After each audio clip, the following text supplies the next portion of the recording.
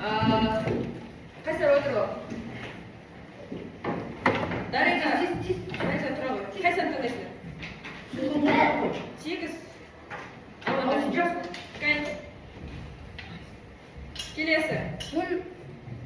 Дастан қайсандарды таңдайсыңдар? 7. Ал амандасыңдар Асеке. Асиямен амандасыңдар. Асиямен амандасыңдар. Қасында ғой Асия. Бұлайна, жоқ. Бұлайна, сол рас. 5 әкел деген. Тура сол. Жақсы. Жоқ, келесі Абдрахман. Қатармен, қайсын? Кәйке, қалай? Абдрахим, қайсын? 5? Шақтасы амандасыңдар. Кәйке, шақтасы. Келесі. Дания қайсын?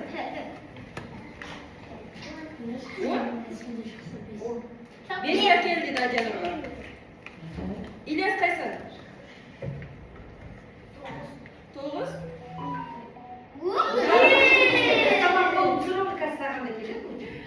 Мирас қайсын?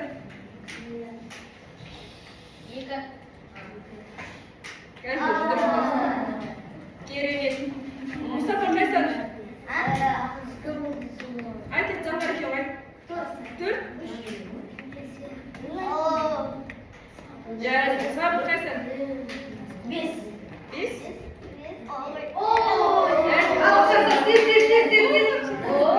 Ол балалар ештеңе де емес. Сен сосында ғой? Айдана қайсын? 8? Сен Айсен неге бұқандай? Кәйке, қолмен екен. Адия қайсын? 6. Қазір. 3? Айсенге. Қазір. Қолмен екен. Айсен қайсын? 8? Айеке, қолмен екен. Қалайсың? Алия қайсын? 1? 2? Алия қайсын?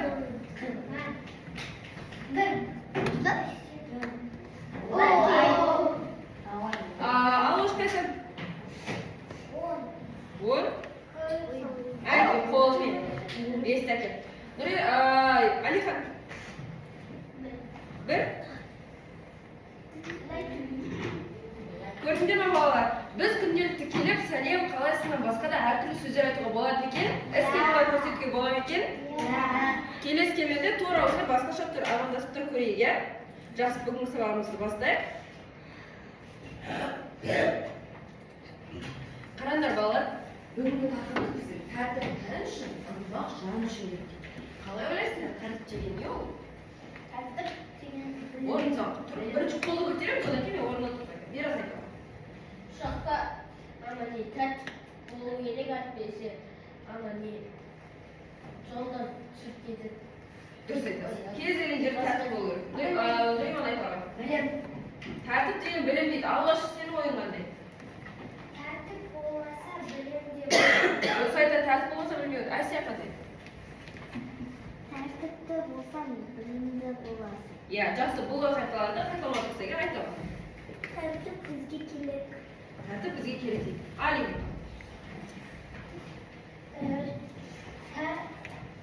Тәртіп деген ол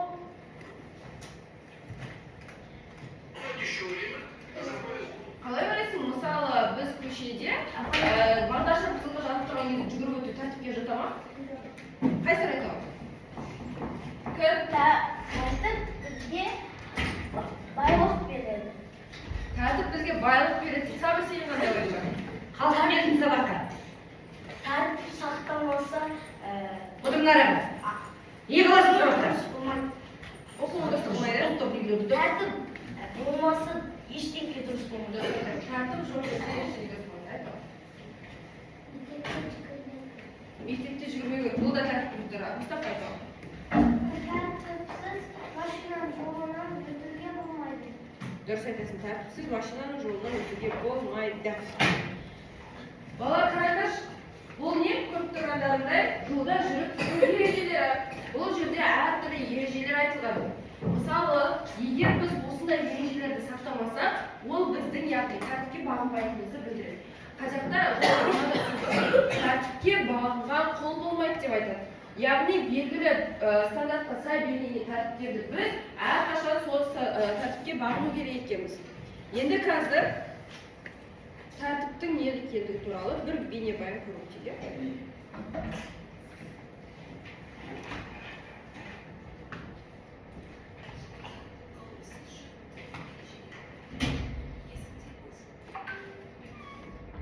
Кәнеке оқиықшы.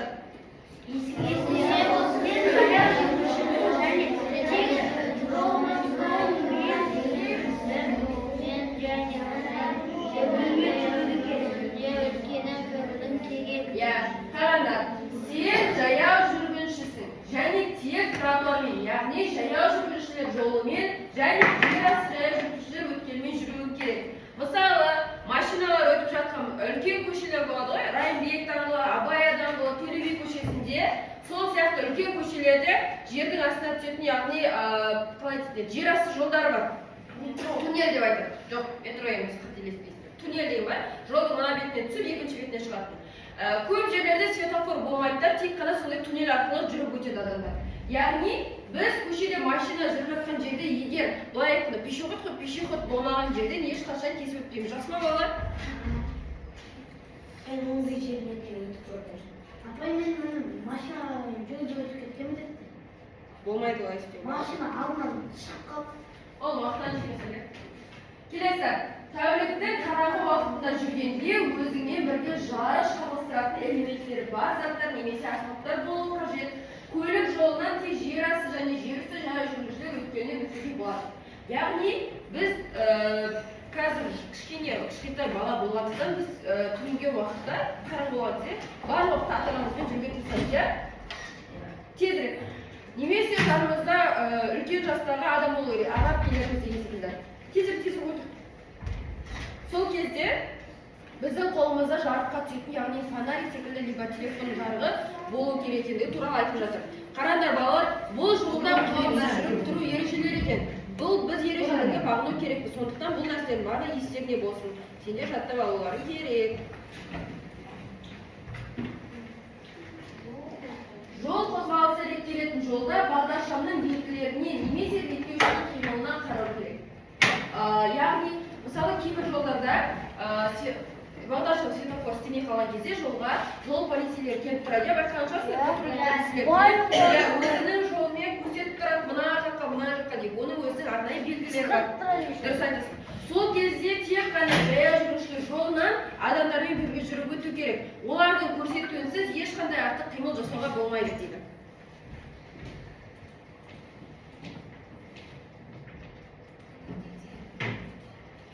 Көлік жолынан өткенде тоқтау және ақырын жүру өте қауіпті дейді. Яғни пешеходтан өткен кезде балалар жай жүруге болмайды. Немесе көліктің пешеходтың өзінің уақыты болады ғой, жаяу жүргіншілер жолының. 15 секунд, 20 секунд, сол секундқа жетпей, сол жерде жай жүріп, ол секундтан кейін тоқтап қалуға болмайды. Себебі біз ол жерде машиналардың алдын бөгеп қаламыз, және оның артынан пробка болуы мүмкін, немесе сендер жазатайым жарақат алып қалуларың да мүмкін. Бұлардың барлығы балалар тәртіпке жатады, ережеге жатады. Егер жолдан өтіп үлгермесе, жолды бөлу жолағында тоқтап тұр дейді. Яғни, бізде байқаған шығарсың, Момышұлы көшесінің тура ортасында, қарсы бетте жүретін машиналардың ортасында екі бөлік жер бар, иә? Осылай тоқтап тұрған болады. Егер өтпей қалсаңдар, үлгермей қалсаңдар, ары жүрмей, тура ортада тұрып қалу керек. Қайтадан светофор жағынан келе жүріп. Линиялар бар ғой, солар тұрып қалу, негізі тұрып қалу керек, иә? Линия жүр, ақ, сары дейді. Иә, сары ақ арнасында линиялар сол жаяу жүргіншілер жолы әрі қарайғы қозғалыстың қауіпсіздігіне көз жеткізгеннен кейін және бағдаршамның белгісін, яғни реттеушінің қимылын ескере отырып жолдан өтуді жалғасын. Яғни айтып кеткен кейін жаңағыдай ортада тұрып қалса, светофор жасыл жанғаннан кейін барып, қайтадан қозғалысты жалғастыруға болады екен. Оған дейін жүгіріп өтуге мүлдем болмайды. Реттелмейтін жаяу жүргіншілер өткелінде көлік жолына жақын жерде жылдамдықпен жүріп келе жатқан көлік жоқ жерде ғана шығуға болады. Мысалы, ол қандай жер? Жаяу жүргіншілер жолында кейбір жерлерде пешеход тұрады, бірақ светофор болмауы мүмкін. Сондай кезде Біз бірінші көліктердің қатты жылдамдықпен келе жатқан жоқ па, соны қарап аламыз. Ешқашан дәл қазіргі уақытта үлкендердің көмегінсіз ондай үлкен көшелерге шықпаймыз. Жақсы ма? Жалғыз өзіміз көшеде жүрмейміз. Қазір бар ғой, білесіңдер ме, кішкентай бала жалғыз өзі кетіп бара жатса, тіпті инспекторлар тоқтатып алып, сіздердің мәліметтеріңізді сұрап біліп алуы да мүмкін. Жақсы ма? Сондықтан үйге өзім қайтамын, мамам өзім қайт деп айтты деген болмайды. Бізде кейбір уақыттар болады, мысалы аптасына бір рет, екі рет инспекторлар шығып, яғни полиция шығып, мынау Нұркенттің, Дарабоздың ортасын аралап, жаяу жүріп қарайды балаларды. Сол кезде жаяу жүрген балалар болатын соң, олардың ата-аналары ескертіп алады. Баланы ешқашан жаяу шығармауға болмайды. Жақсы ма? Сол себепті жаттап аламыз балалар, ешқашан светофор жоқ, пешеход болған кезде жүріп өтпейміз. Мүмкіндігінше жанымызда үлкен адам болғанын күтеміз. Жақсы ма? Жүгіріп өтуге болмайды. Мысалы, кейбір көшелер бар. Қазір айтамын, қай жер еді? Кейбір көшелер бар, пешеходы бар, светофор болмаған жерлерде көп машина қағып кетуі мүмкін. Балалар ше, себебі көрмей қалады. Тіпті менің өзім үлкен болсам да, ол жерде бірінші тоқтап тұрып, қарап тұрып, машиналар қатты скоростьпен келе жатқан жоқ па? Себебі ол жер өте жазатайым жағдайлар болатын жер болып табылады. Ал келесі. Апай, менің мамам ит жуылған, бірақ мен даланың жүзін ойнауға шығамын, көкем менің қарындасым. Көрінетін жерде өткел немесе қиылыс болмаған жағдайда жолды жүріс бөлігінің шетінен тік бұрышпен өтуге рұқсат етіледі. Ол екі жаққа да жақсы көрінеді дейді. Жаңағы айтып кеткендей, ол машиналарда сен көрінетіндей болып өту керексің. Бірінші машиналарды тоқтатып аласың қолыңмен. Егер қараңғы уақытта келе жатсаң да, көбіне телефон жарығын көрсету арқылы тоқтатуға болады. Мен өтейін деп жатырмын деген секілді. Одан кейін ортаға өткеннен кейін қайтадан екінші жаққа да көрінетіндей біраз уақыт күтіп барып, содан кейін барып өту керек.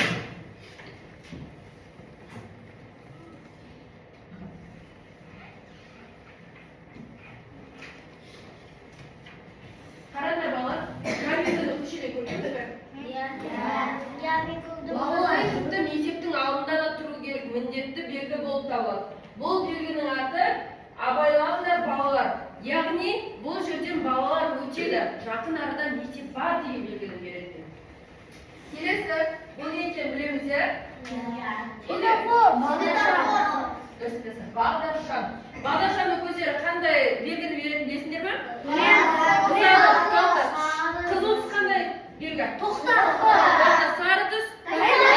Жасыл түс? Дұрыс айтасыздар. Ал мына белгі не?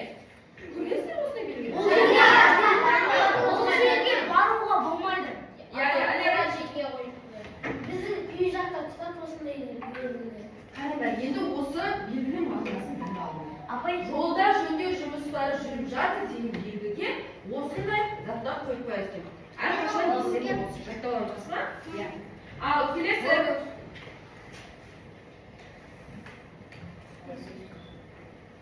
Мына белгі не? Ол да Дұрыс айтады. апай,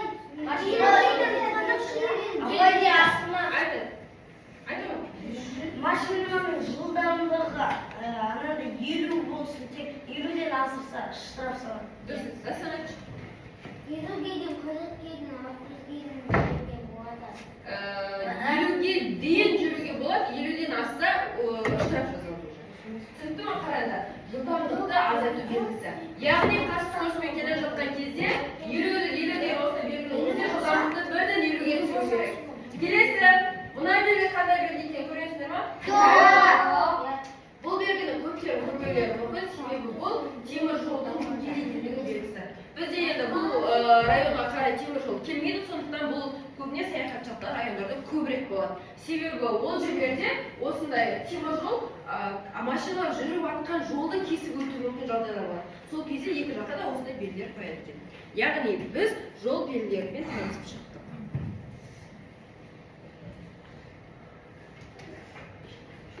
Кәне,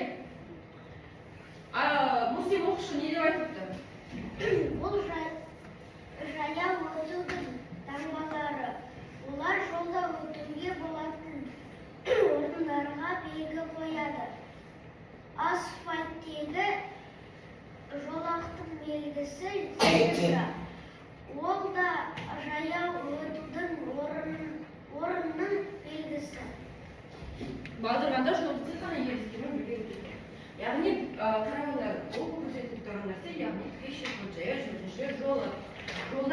өтуге болатын кезде тура осы белгі қойып көрдіңдер ме жаяу жүргіншілер жолының белгілері кез келген уақытта мысалы егер сендер мектептен кіре берсе момышұлы бойында жаяу жүргіншілер жолында осындай белгі тұрғанын қараймыз. Я келе жатқан машиналарға бұл жерде пешеход бар, яғни адам өтеді, жаяу жүргіншілер өтеді деген белгіні білдіреді. Енді қараңдар, мына жерде асфальтты жолақтың белгісі зебра. Яғни бағана бір оқушы айтып кетті ғой, жаяу жүргіншілер жолы сары ақ, зебраның цветі ақ қара болады ғой.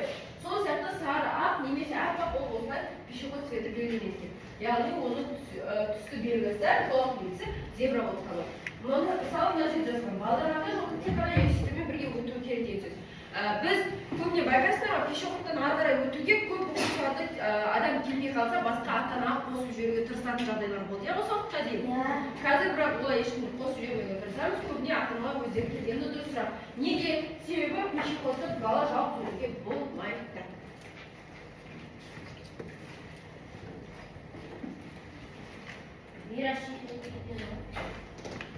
Қараңдаршы балалар, тыл ережесінде нелер жатады екен оқиықшы?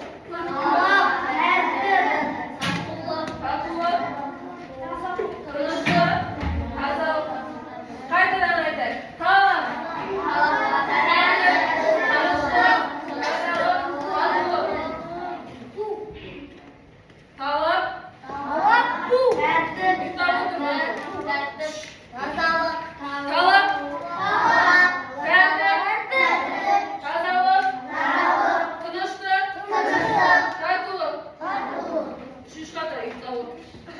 Дауысы шықпайды тіпті. Қараңдар, жүзіп баласы ақын деген жазушы солай айтады. Қатты тәртіп көрсе бала күнінде, өнермен қуантады түбінде. Бала нені білсе жастан, ұядан, өле-өлгенше соны тынар ұядан. Яғни, қараңдар балалар, үйде ата-анамыз бізге балам, тәртіпті бол, ережені бұзба деп айта ма? Демек, ата-анамыз бізді жасырды. Тәртіпті жыл. Жина.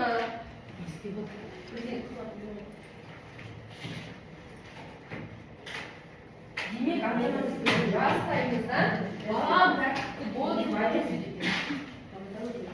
Егер біз тәртіпке бағынатын болсақ, ол ешқашан қол болмайды. Тәртіпке бағынған қол болмайды деген сөз біздің тәртіп жоқ жерде білім жоқ екендігін білдіреді.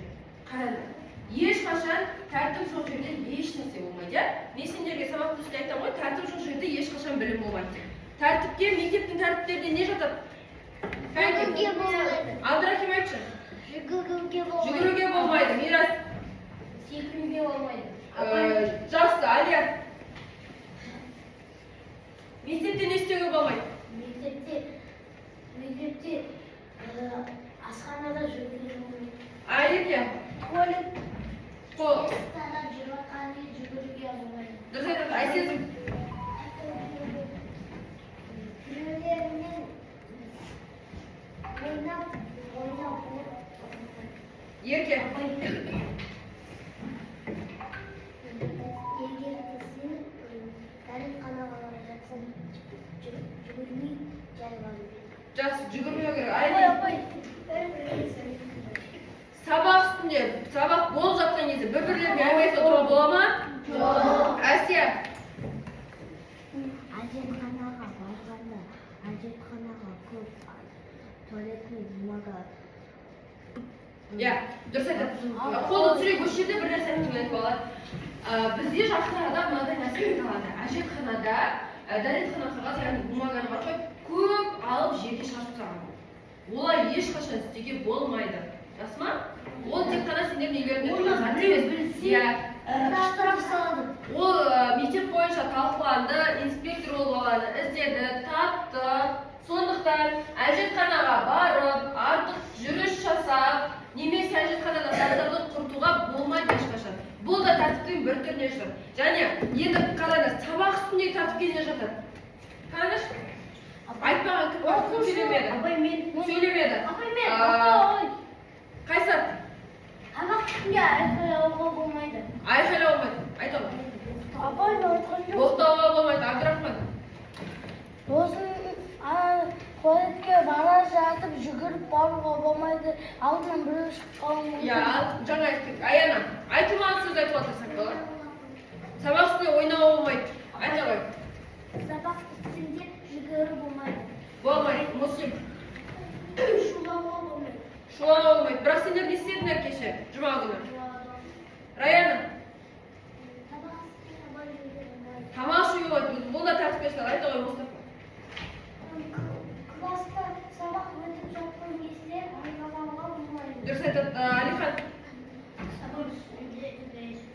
төбелесуге болмайды. мына қатарда айта ғой. Сабақ үстіндегі тәртіп. Қандай тәртіптер бар?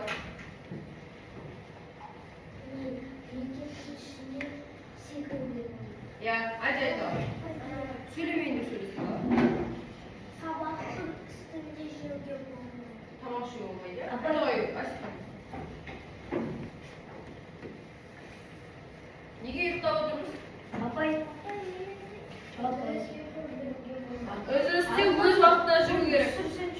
Болды, бір рет айтқанда бай-бай. Ал? Сабақты төбелес соғып отырмыз. Негізі бала сабақ үстіне әжетханаға жібермеуге біздің хақымыз бар. Сондықтан сендер ешқашан сұрамадыңдар. Қоңырау не үшін беріледі? Қоңырауда барлығын біркелкі әжетханаға барып үлгеру керексіңдер. Қандай ой бар? Қандай ой бар? Я біз сабаққа дайындалып отыру керекпіз ол уақытта. Қазір. Болды, жақсы болады. Келесі. Сөйлемегендер сөйлесін бала. Жоқ, сөйлемегендер сөйлесін. Солай үйренейік бала. Бір-бірімізге дейін сыйластық болсын. Енді қараңдар. Мына топқа сұрақ қояйықшы.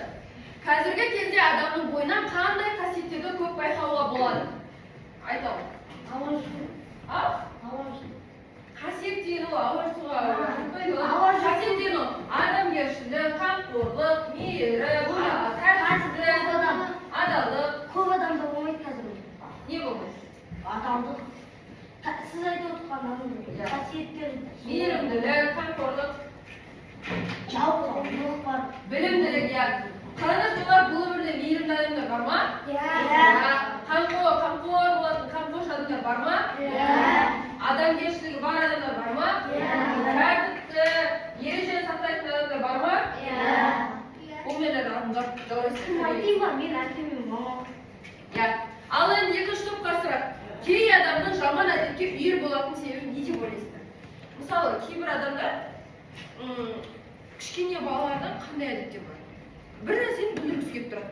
Немесе тіпті шулаудың өзі бір әдетке айналып кетеді. Сабақ үстінде сөйлеп отырудың өзі тіпті бір әдетке жатады. Ол жалығып кетіп, Жалығып кетуі мүмкін ба? Екінші топқа сұрақ қойыңыз. Оған көңіл бөлмегені үшін ол сөйтіп шулап, көңіл бөлдіреді. Осы жағында дұрыс айтып жатыр ғой. Айлық қойып тұр, екінші топқа сұрақ. Кейбір балалар маған көңіл бөлінсінші деген оймен шулайды. Ал бірақ ол ешқашан жақсы бір ойды қалыптастырмайды. Ол маған внимание бөліп жүреді. Қалай айтсам болады, ол қысқа уақытты вниманиені бөлуі мүмкін да, көңіл бөлуі. Ал ол ары қарай бәрібір де артын ойда басқаша жаман оймен қалып кетуі мүмкін. Сондықтан сабақ үстінде маған внимание бөлінсінші деп олай жасаудың ешқандай қажеті жоқ. Сабақ үстінде внимание бөлінсін деп шулау ең жаман тәртіп деп ойлаймын. Мына топқа сен өзің жіберген қателіктерді мойындай аласың ба? Мойындай аламыз ба? Мен керісінше мысалы сабақ үстінде шулап қалдыңдар, шуладыңдар. Ол сендердің қателіктерің. Бірақ ұрысқан кезде мен шуламадым деп айта аласыңдар ма? Жоқ. Бәрібір ол көзге көрініп тұрады ғой, мойындау керек болады ол нәрсені. Апай, қазір мойындауды ерлік. дұрыс. Қатты шулауға болмайды. Иә. Егер қатты шуласаң, ол қателікті мойындап кешірім сұрап енді жасамауға тырысу керек. Иә, жақсы, ол тақырыпты талқылап қойды. Енді қараңдар. Адамның барлық сыныпқа сұрақ. Адамның бойындағы ар, намыс, ұят дегенді қалай түсінеміз?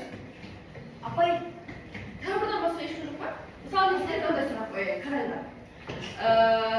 Тәртіпті сақтамаған адам өзі іште ұялу керек па? Мысалы, сендерге тәртіпті сақтамадыңдар. Біз апай екеуміз сендерге ренжіп ұрысып тұрмыз. Неге тәртіпті сақтамаймыз? Неге шулаймыз? Сол кезде іште сендер намыстарың оянбай ма? Неге? ұяламыз. Иә, ұялу керек. Іште намыс оянып, жоқ, келесі жолы мен бұлай жасамаймын деп бірден сол нәрсені ойға түйу керек. Ұялып, неге үйтіп істеді, қайталап істемейміз деп Иә. Мысалға, сахнаға шығып, саған біреулер күлсе, тоже ұяласың ғой. Иә. Мен вообще сахнаға шығудан қорқамын ғой. Ұяламын. Қазір сабаққа қатыспай жатқан оқушыларға ғана тұрсам, жақсы ма? Қолды көтереміз тек қана, бірақ тып-тыныш қана отырамыз.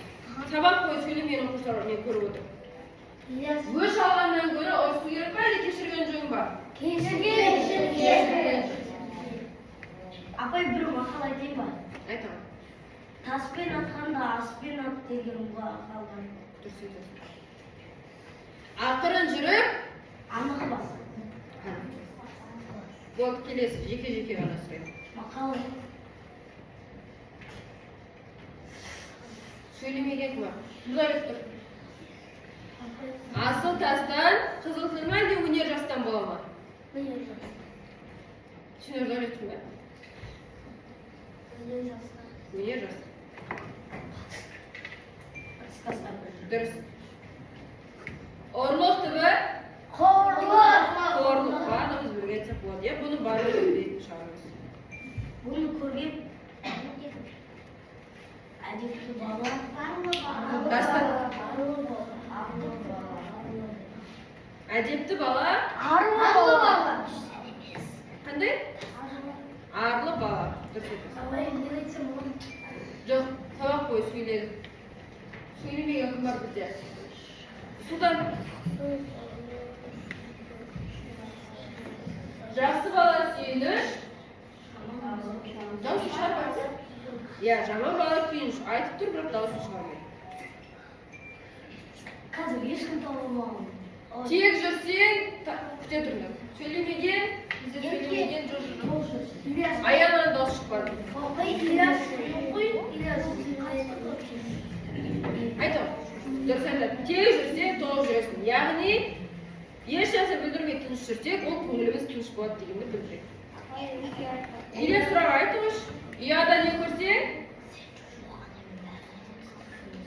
Түсіңде соны көресің бе, ұшқанда соны көресің? Түсіңде соны көресің дейді, дұрыс па балалар?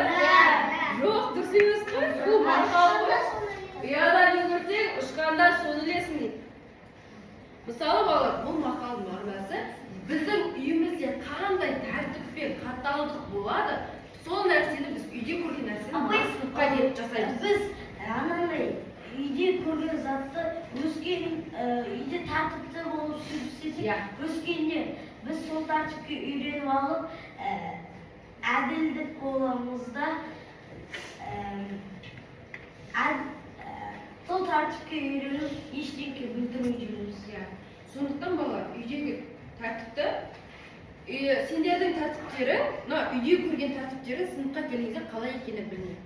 Сондықтан өз ата-анамыздың берген тәртібін, олай сыртқа келіп, мысалы сынып ішіне келіп, өз-өзімізді жаман қылып, ата-анамызды Сол тәртіп анандай өзіне пайдасы тиеді. Мысалы қарадаш, бір үйге қонаққа келеді, сендердің мама-папаларың достары үйге келеді. Сол кезде сендер олар сулап жатсыңдар, олар қандай ойда болады? Мені жаман ойлап деп ойлап кетеді ғой. Ал сендер тыныш отырсыңдар қалай ойлайды? Мына үйдің балалары ал екен. Бір дыбысы шықпады ғой тегі. Тып-тыныш қана отырады екен. Тәртіпті екен деп айтып кете ма? Демек, біз үйде көрген тәртібімізде осы сынып ішінде немесе сыртта да білдіріп қоюымыз мүмкін. Сондықтан үйдегі ата-анамыз берген тәртіпті өз атымыздан жаман атқа алып шығарудың ешқандай қажеті жоқ. Ал келесі.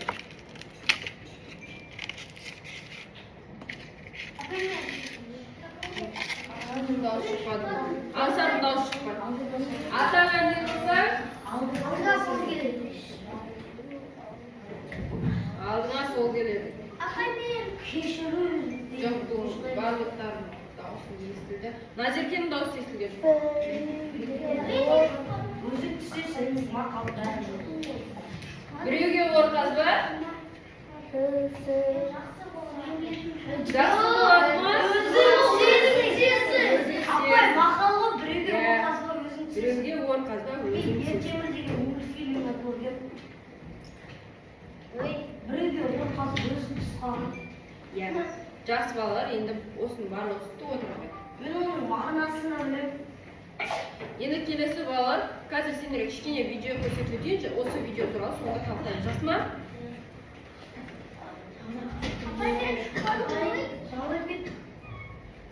Қазір.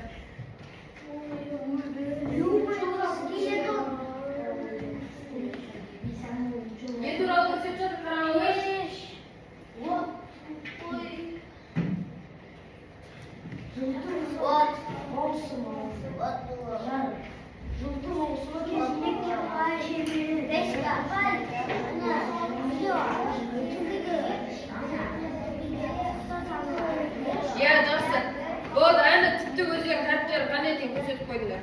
Айдың бірдегі болды ма? Былай деп отырмын. Жылыту маусымы кезінде кемінде 3 айда бір рет ұлжаны пайда болған күйден уақытты тазартып отыру керек. Бала, бұлардың барлығы өрт қауіпсіздік ережесін шығар. Кәдімгі бірінші видеоға мән берейікші. Содан кейін жақсылап мен түсіндірем. Жарық.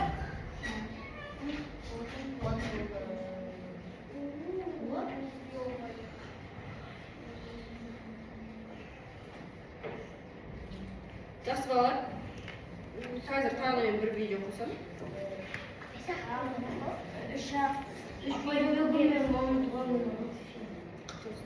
Тыңдаңдар. Кеше ғана, кеше емес алдыңғыда Алматы аренада өртенді, иә?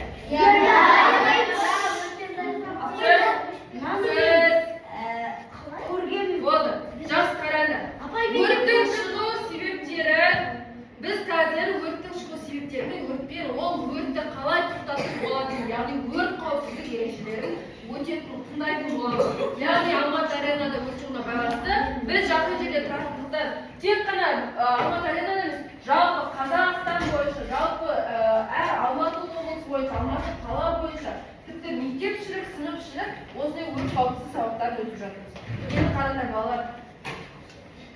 Жаңағы видеода ол үйдің ішіндегі пеш бар ғой, былай айтқанда, оттың жағатын пешті өрт қауіпсіздік жағдайында көрсетті.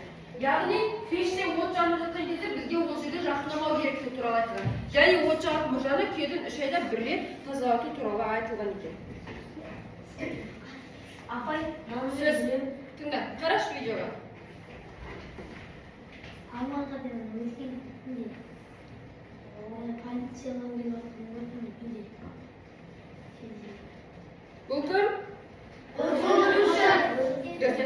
сөндіруші. өрт жанса оған тиіспе. Қараңдар, видео өрт жанып жатыр. Ол жерге өрт сөндіруші барады.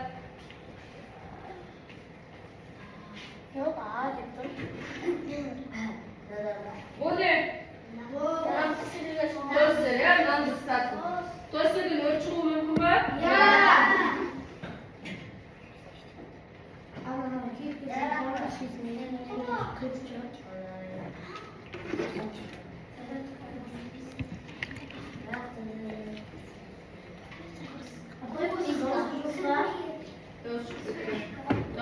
Аппараттан қойдың, дауыс шығып кетті.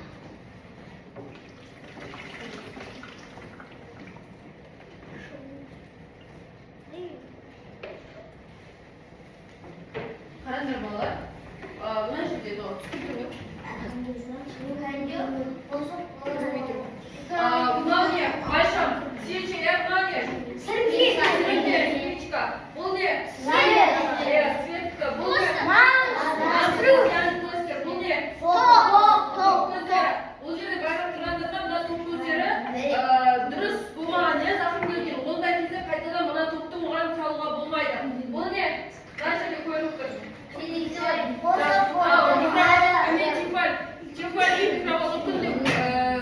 Топқа қосып, қойып қосып кетуге болмайды. Бұл да өрт қауіпсіздік ережесіне жатады.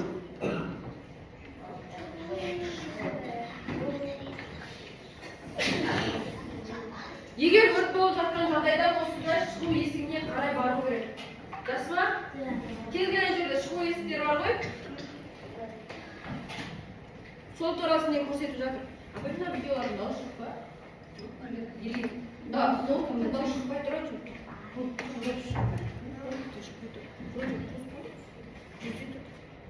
Мынаны берейін. Жоқ? Мынау шығып тұр. Өз видеосында. Бала қараңдар.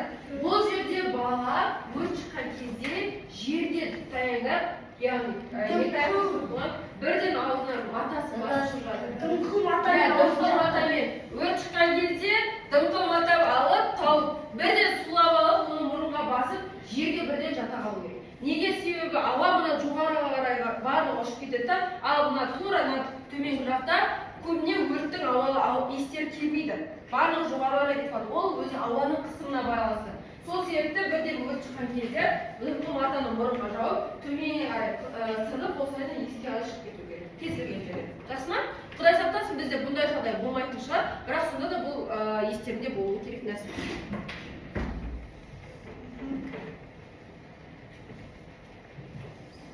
Ini Телефон. А,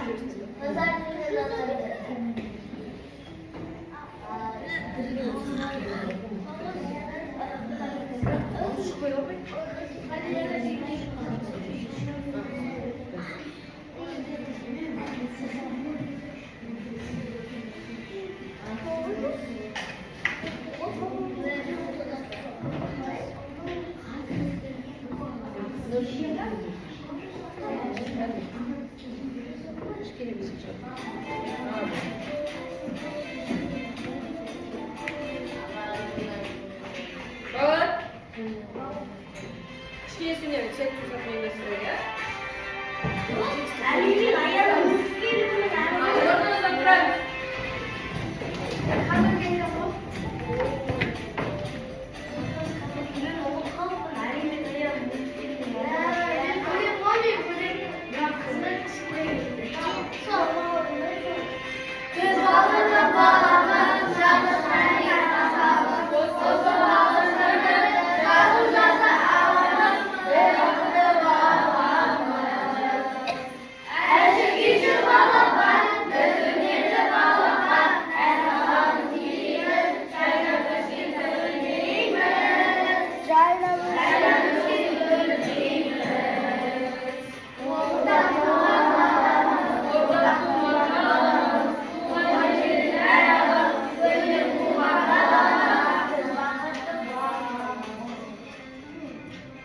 Daha sonra müzik tutamıyoruz.